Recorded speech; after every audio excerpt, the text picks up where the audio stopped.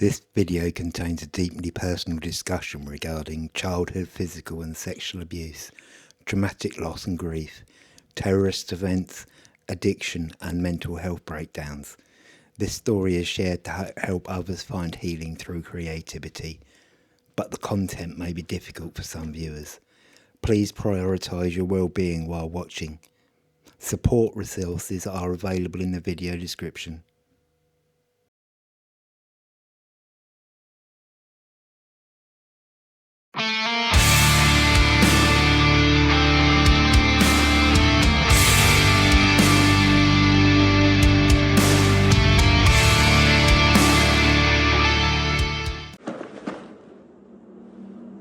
Jen, is it really you? I can't believe it. Must be quite a surprise. Are we not still friends? The last time I saw you, you gave me a knife and loaded blaster and told me to wait in a bunker till daylight. I knew you were safe.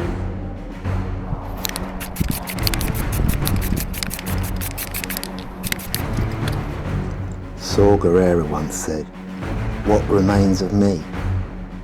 He was a man who had been broken down by the world, piece by piece, until he had to rebuild himself out of whatever was left. I've spent a lot of time talking about mental health on this channel, but today I want to tell you why I relate to a character like this so deeply. I don't just talk about trauma because it's a topic. I talk about it because I am a survivor of it. When I was just a child, I experienced things no one should ever face. I was sexually abused.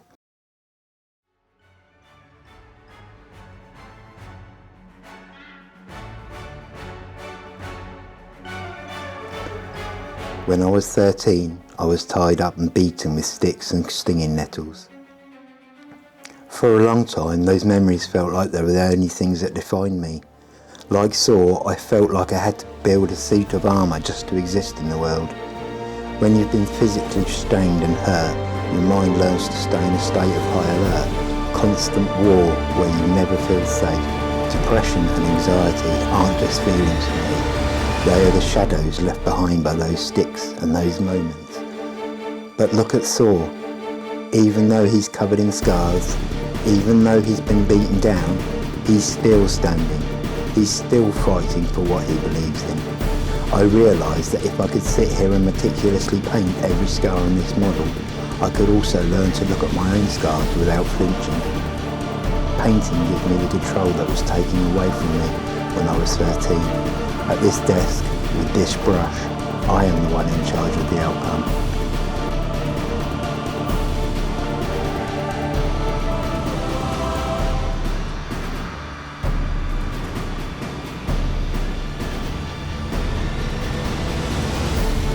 There is a catharsis in taking a piece of broken plastic and making it a masterpiece.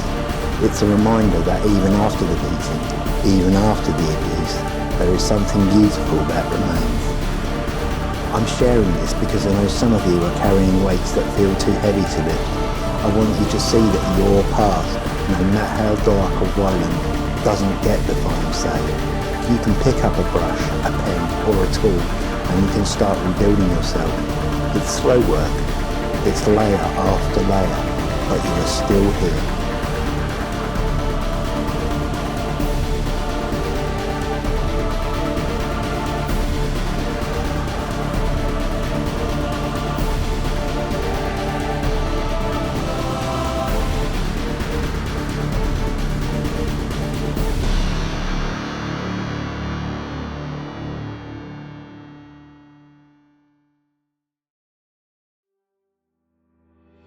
Just as I was trying to find my footing as a young man, the world was ripped out from under me again.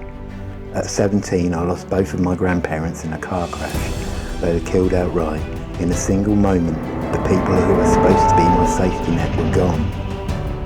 That kind of loss, sudden, violent and total, leaves a scar that you can't see. It feeds the anxiety that says the world isn't safe.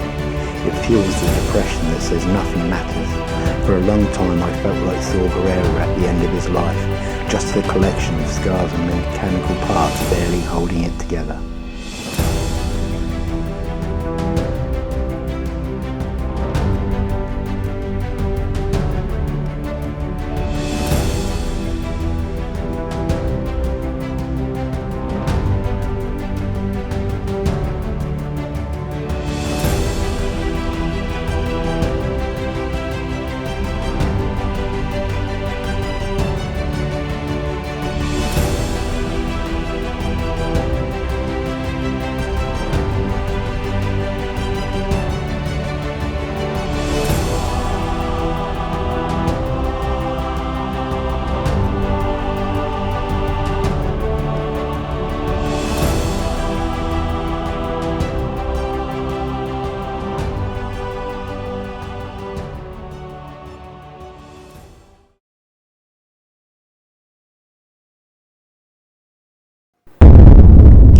In 2005, I was living and working in London during the bombing.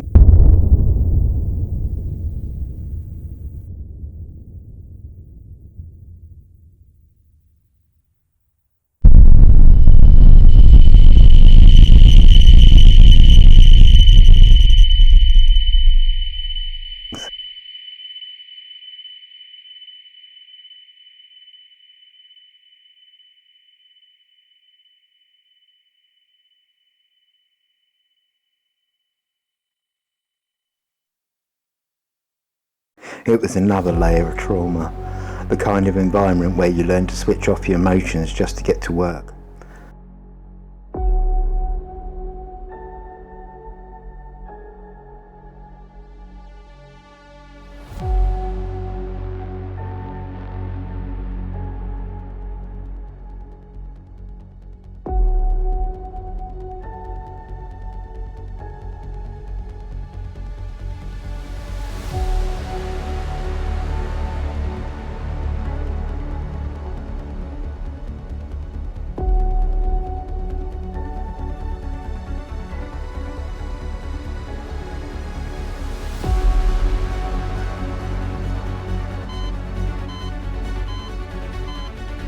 By 31, the hits kept coming. I lost my mother to a heart attack and stroke. Like Saw, I was losing parts of my humanity to the conflict of just surviving. But I wasn't rebuilding myself with healthy tools. I was masking. I used drink and drugs as a crutch, my own version of a life support suit that didn't actually heal me. It just kept me running.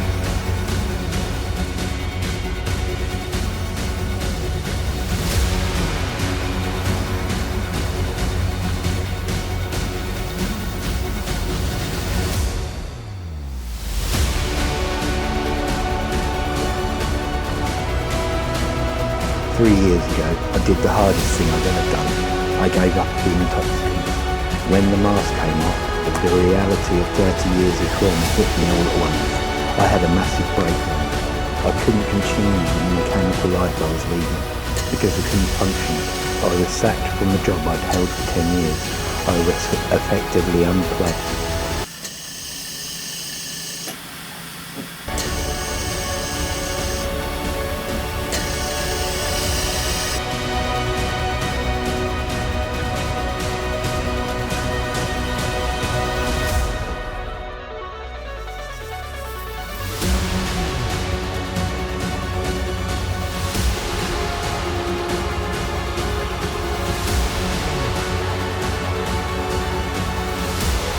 I was Saw at his lowest point, unable to breathe on my own, unable to hide the damage anymore. I was down to just what remained of me.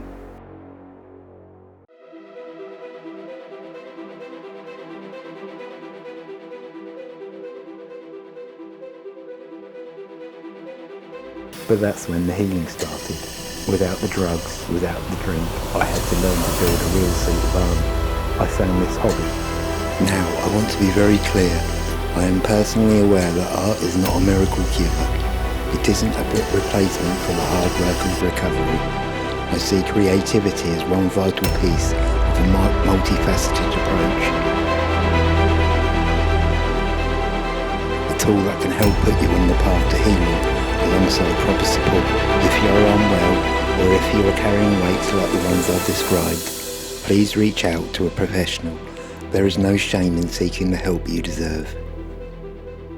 When I paint Saw, I'm not just painting a rebel, I'm painting the process of coming back from the dead.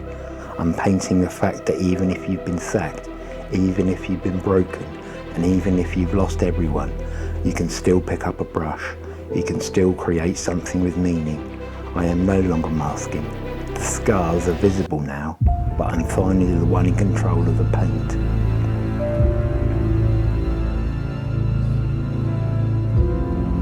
I'm able to talk about mental health because I've been through the bombings, the abuse, the loss and the addiction. I've been sacked by life and had to hire myself back. If you're masking your pain today, I want you to know the breakdown isn't the end.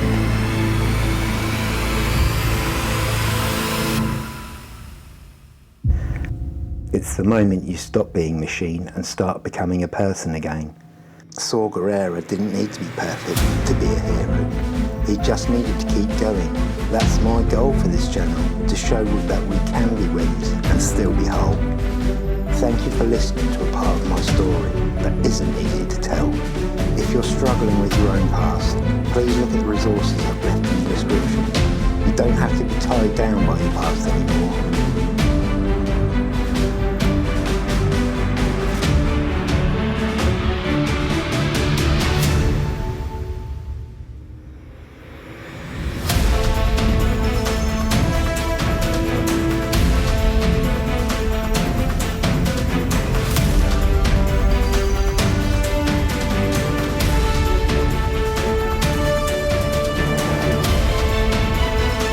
Please like and subscribe to join this community of survivors, and for more of my work and my journey, visit me at my website. Keep creating, it's the best way to fight back.